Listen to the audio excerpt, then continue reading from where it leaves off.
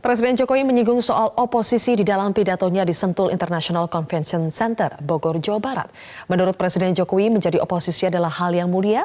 Apa yang dapat dimaknai dari pesan politik tersebut? Telah bergabung bersama saya dari Yogyakarta, pengamat politik UGM Ari Sujito. Selamat malam, Mas Ari.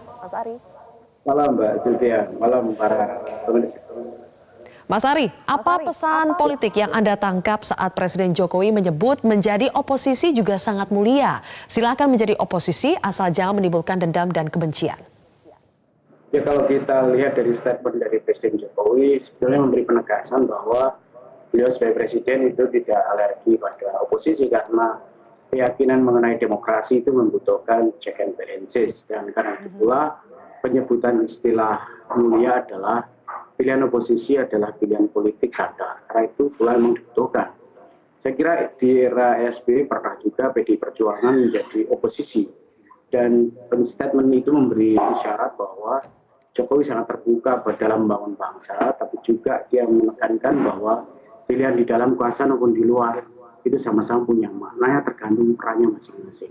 Dan yang disebut dengan jangan sampai ada dendam itu adalah ketegangan yang selama ini muncul dalam proses demokrasi, pertama pemilu kemarin, itu tentu saja dalam beberapa aspek itu menciptakan kekhawatiran. Maka prinsip ini disebut dengan kedewasaan yang dibutuhkan, sehingga konsep tidak boleh dendam itu sebenarnya sebagai oposisi itu bicara hal-hal yang strategis sesuai dengan koridornya dalam demokrasi. Gitu. Mas Ari, apakah Anda hal ini bisa dikatakan bahwa sinyal tegas dari Presiden Jokowi bahwa rekonsiliasi itu tidak boleh dikaitkan dengan barter kursi? Ya, saya kira poinnya begitu. Jadi Jokowi saya kira ingin menjawab beberapa spekulasi di publik yang seolah-olah pertemuan itu segera dibaca sebagai bagian dari upaya untuk transaksi. Nah, karena itu yang ditekankan adalah tidak ada itu. Nah, nanti kita lihat dengan penegasan seperti itu, sinyal itu perlu publik baca bahwa proses-proses yang seperti ini memang dibutuhkan seorang pemimpin. Karena saya pernah juga bicarakan bahwa di publik itu rekonsiliasi yang real sekarang sudah terjadi itu di grassroots, itu masyarakat pasca pemilu, pasca pencoblosan waktu itu mereka sudah berbaur, sudah terjadi rekonsiliasi.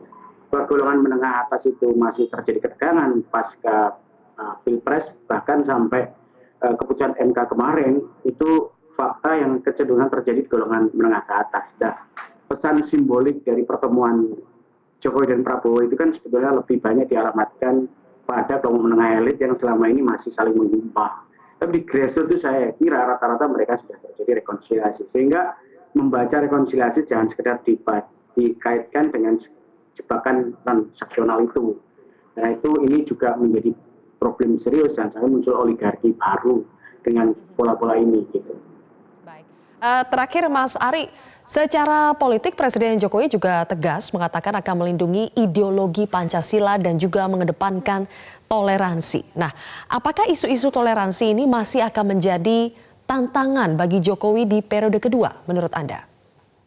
Ya, kalau kita lihat dari sisi apa yang terjadi sejauh ini, peristiwa pemilu 2019 ini kan sebetulnya adalah bagian dari ketegangan sebelumnya. Nah, kekhawatiran itu penting untuk dipahami bahwa Pancasila sebagai sebuah ideologi bangsa itu menjadi bagian dari nilai-nilai yang bisa menjadi inspirasi publik untuk membaca tentang keindonesiaan yang majemuk ini. Ya, politik ini jangan sampai dipenuhi, diwarnai ke depan itu ketegangan. Oke lah bahwa kita kemarin terjadi perselisihan, ketegangan itu, jebakan-jebakan yang mereproduksi sentimen identitas itu harus segera diakhiri. Berpikir kebangsaan itu jauh lebih penting, dan karena itu Pancasila harus menjadi ideologi yang terus menjadi inspirasi dalam praktek kehidupan nyata. Salah satunya adalah politik kita ke depan itu. Baik, terima kasih Mas Ari Sujito, pengamat politik dari UGM telah bergabung bersama kami di Prime Time News.